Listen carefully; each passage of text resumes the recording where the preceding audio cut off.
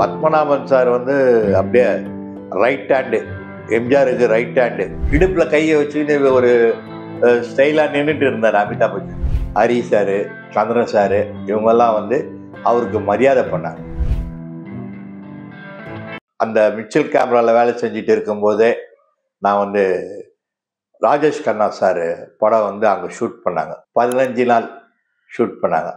அதுக்கு கேமராமேனாக வந்து பிரபல கேமராமேன் ஜிஆர் நாதன் அவர் தான் வந்தார்.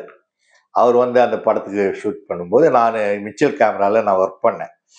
ஒர்க் பண்ணும்போது அவர் வந்து என்னுடைய சின்சியாரிட்டி, என்னுடைய இதெல்லாம் பார்த்துட்டு போகும்போது எனக்கு gift கொடுத்துட்டு போனார்.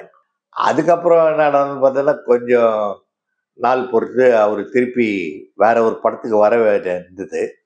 அப்போது வந்து என்னை பற்றி விசாரிச்சுட்டு பேசிட்டு போயிட்டாரு. அதுக்கு அடுத்தது வந்து அமிதாப் சார் இது. அமிதாப் சார்து வந்து மகான்ன்ற படம், ஹிந்தி படம் அங்கே ஷூட் பண்ணாங்க. ஃபைட் சீன் மட்டும் அங்கே எடுத்தாங்க. அதோட டியூவல் ரோலு, டபுள் ஆக்ஷனு. அதாவது நம்ம சிவாஜி சார் நடித்த திரிசூலம்ன்ற படம் இருக்கு இல்லைங்களா, அதோடைய ஹிந்தி தான். அதுக்கு அமிதாப் பச்சன் வந்திருந்தார். ஃபர்ஸ்ட் நாள் வந்தப்போ நம்ம ஸ்டுடியோ சேர்ந்த இவர் manager Padmanabhan sir, Hari sir, Chandran sir, இவங்கெல்லாம் வந்து அவருக்கு மரியாதை பண்ணாங்க. மரியாதை பண்ணுறதுன்னா அவர் எதிர்பார்க்கல. பெரிய மாலை, உங்களுக்கு தெரியும், இப்போ புரட்சி தலைவர்லாம் அப்போல்லாம் பெரிய மாலை, ஒரு மாலை சைஸு, ஒரு சைடு இவர் வந்து இவ்வளோ பெருசு இருக்கும், அவ்வளோ பெரிய மாலை. அந்த மாலையை வந்து 4 பேர் தூக்கிட்டு வந்தாங்க அந்த மாலையை. அமிதாப் பச்சன் இன்னும் சாதாரணமாக நினச்சிட்டாரு, காகிதத்தில் செஞ்ச மாலைன்னு நினச்சிட்டாரு. இடுப்புல கையை வச்சுக்கிட்டு ஒரு ஸ்டைலாக நின்றுட்டு இருந்தார் அமிதாப் பச்சன் சார். இவங்க வந்து 4 பேர் சேர்ந்து அந்த மாலையை கழுத்தில் போட்டவுடனே தொபுகடின்னு விழுந்துட்டாரு கீழே. அப்படியே சாஞ்சிட்டாரு. பாபுரே அப்படின்னாரு. நான் இவ்வளோ பெரிய மாலையா அப்படின்னாரு. நான் எதிர்பார்க்கவே இல்லை அப்படின்னாரு. ஆனால் மாலை அவர் ரொம்ப சந்தோஷப்பட்டாரு. மாலை இவ்வளோ பெரிய மாலை நான் எதிர்பார்க்கவே இல்லைன்னாரு. ஆனால் அப்புறமா தான் சொன்னார், எனக்கு கொஞ்சம் வருத்தமாக இருக்குது அப்படின்னாரு. என்னன்னா, இவ்வளோ பெரிய மாலை வந்து ஒரு 10 நிமிஷம் தான், அதுக்கப்புறம் வேஸ்ட்டாக போயிடுமே அப்படின்னு வருத்தப்பட்டார். அந்த மாலை அவ்வளோ அழகான மாலை அவருக்கு போட்டு எல்லாம் ரொம்ப வரவேற்பு கொடுத்தோம். அதுக்கப்புறம் அந்த படம் ஷூட்டிங் நடந்ததாங்க. ஒரு 5 நாள் அமிதாப் சார் வந்து அந்த ஃபைட் சீன்லாம் எடுத்தாங்க. அது டபுள் ஆக்ஷன், டியூல் ரோல். அதனால் மிச்சல் கேமராவில் தான் எடுக்கணும். 2 பேர் வந்து ஃபைட் பண்ணுற மாதிரி. அது ரொம்ப நல்லா பிரமாதமாக பண்ணோம். அது முடிச்சுட்டு அவர் பாம்பே போயிட்டார். பாம்பே போகிறதுக்கு முன்னாடி எங்களுக்கெல்லாம் gift கொடுத்தாரு. ஆனால் சாப்பிடும்போது வந்து செக் பண்ணுவார் அமிதாப் சார். வந்து நாங்களாம் சாப்பிடும்போது வந்து பார்ப்பார். பார்த்து அச்சாயே அப்படின்னுவார். நல்லா இருக்குதா அப்படின்னு கேட்டுட்டு சடனாக பண்ணுவார் தெரியுங்களா.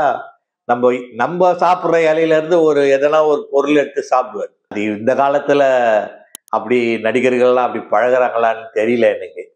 ஆனால் அப்போல்லாம் வந்து அவ்வளோ பெரிய நடிகர் அவர் வந்து அவ்வளோ சர்வசாதாரணமாக எல்லாரோட பழகுவார். நம்ம பக்கத்துலேயே உட்காந்து பேசிகிட்டு இருப்பார். அவரு ஒரு ஆச்சரியமான விஷயம் என்னன்னு கேட்டிங்கன்னா, அவர் என்கிட்ட வந்து கேட்டார், தமிழ்நாடுடைய ஸ்வீட் என்னான்னு கேட்டார். எனக்கு தெரியல. திருநெல்வேலி இந்த அல்வா இதெல்லாம் சிலதான் சொன்னேன் நான். எது சொன்னாலும் அதுக்கு ஒரு அர்த்தம் சொல்கிறாரு. ஆனால் தமிழ்நாடு ஸ்வீட்டு என்னான்னு அப்புறம் எனக்கு தெரியல. அப்புறம் சார் என்ன சார் அப்படின்னு கேட்டவுடனே அவல் பாயாசம்னாரு. அவல் பாயாசம் தான் தமிழ்நாட்டில் சிறப்பு அப்படின்னாரு. அப்புறம் ரொம்ப கேட்டதுனால உடனே நான் வீட்டுக்கு வந்து அடுத்த நாள் எங்கள் அம்மா கிட்ட சொல்லி அவல் பாயாசம் செஞ்சு எடுத்துகிட்டு போயிருந்தேன். எடுத்துகிட்டு போய் அவருக்கு கொடுத்தேன். சாப்பிட்டுட்டு ரொம்ப சந்தோஷப்பட்டார். இதில் வந்து முக்கியமாக நான் சொல்லணும்னா, சத்யா ஸ்டுடியோவுடைய எம்டி வந்து அப்போது அப்பு சார் தான். எம்ஜிஆருடைய வளர்ப்பு மகனாக இருந்தார் அப்பு சார். அப்பு சார் வந்து ரொம்ப என்னை கண்காணிச்சுட்டே இருப்பார். எனக்கு வந்து வேண்டிய உதவிகள்லாம் செய்வார்.